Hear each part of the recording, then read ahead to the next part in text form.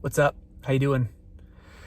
Just sitting here in a parking lot after having processed a bunch of stuff for some things, and I finished a book. So a few years ago at the Global Leadership Summit, I picked up the most recent book by one of my favorite authors, modern authors anyway, Simon Sinek. This one's called The Infinite Game, and I finally read it. Everybody see that? The Infinite Game.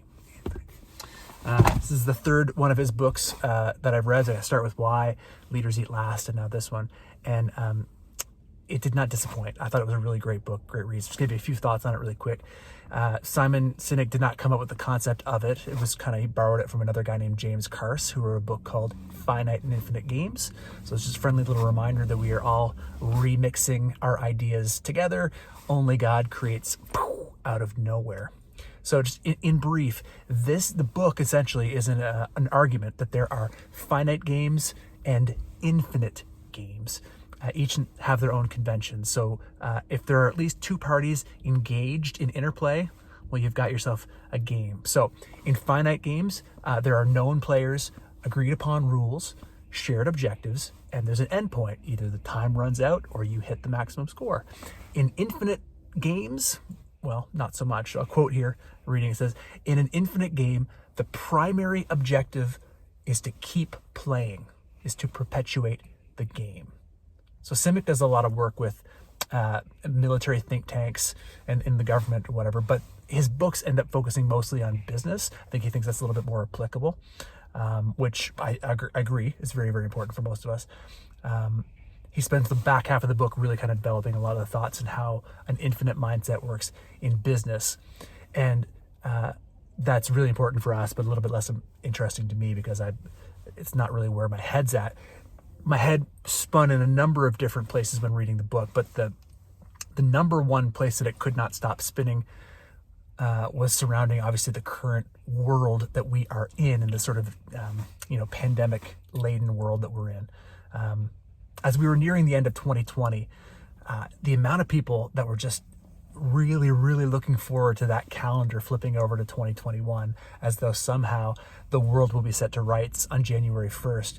I could not help but notice that there was a tremendous amount of volume, both in real life and online, about that. And yet here we are 8 days into 2021, and it appears as though the world might still be imperfect. And so it turns out that life is actually an infinite game.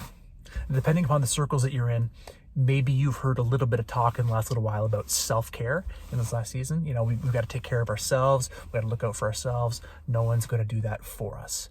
So, there's a tremendous amount of wisdom actually in these kind of self-care mantras in our world, because they are part of the infinite game. Like you've heard the saying, if you can shear a sheep many times, but skin them only once. That's one of my favorites. Once you have done that, there's nothing else that you can do. If you want to be around to play the infinite game, you have to make good choices in the short term and good choices in the long term. So a quote from the book here says, when we play with a finite mindset in the infinite game, we will continue to make decisions that sabotage our own ambitions. It's like eating too many desserts in the name of enjoying life, only to make oneself diabetic in the process.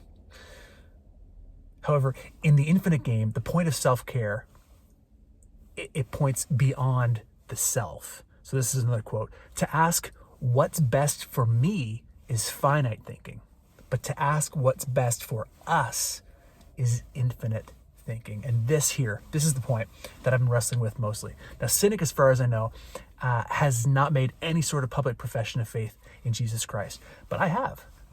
And because of that, because of my public profession in Jesus Christ and my enfolding into the church, not as a clergy member or pastor, but just as a Christian, I bear the name of Jesus Christ wherever I go. So in my thoughts, my words and deeds, I reflect upon Jesus Christ. If you've made a public profession in Jesus Christ, then that's where you're at too. We bear his name. And so when we consider the idea of the infinite game in light of Christ's sacrificial life and death, I'm really challenged to remember that all of the healthy patterns and the boundaries that I set up in my own life to help me survive and to thrive, they must be so that I can submit this surviving and thriving life into God's hands and to serve my neighbor. Here's another quote from the book. In a finite game, the game ends when its time is up and the players live on to play another day. In an infinite game, it's the opposite.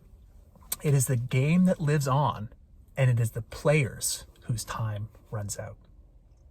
So I'm acutely aware of the fact that my time will run out regardless of how many me days I take, how mindful I am of my diet, how much I exercise, how much therapy I engage in, and I will do all those things. It'd be irresponsible for me to ignore my mind, my body, my soul. But it would be equally irresponsible and, to be transparent, unchristian-like of me to invest in and to protect myself without regularly, deeply, and I would say perhaps even sometimes painfully, pouring myself out for others in the name of the suffering King. So, if any of this is ringing any bells for you, I'd encourage you to join me in prayer and asking God to point out the balance between our inputs and our outputs, our self-care and our group care, and ask His Spirit to be the one that guides and inspires our infinite game. I'm just going to close with one quote here from the book. To live a life with an infinite mindset means thinking about second and third order effects of our decisions. It means taking responsibility for later impact of the decisions that we make today. And like all infinite games, in the game of life, the goal is not to win. It is to perpetuate the game. And then he ends like this. He says, to live a life of service. And may that truly be the case for those of us who live in the image of the one whose life is service. God bless you guys. 2021 is part of an infinite life. And it's more of a marathon than a sprint.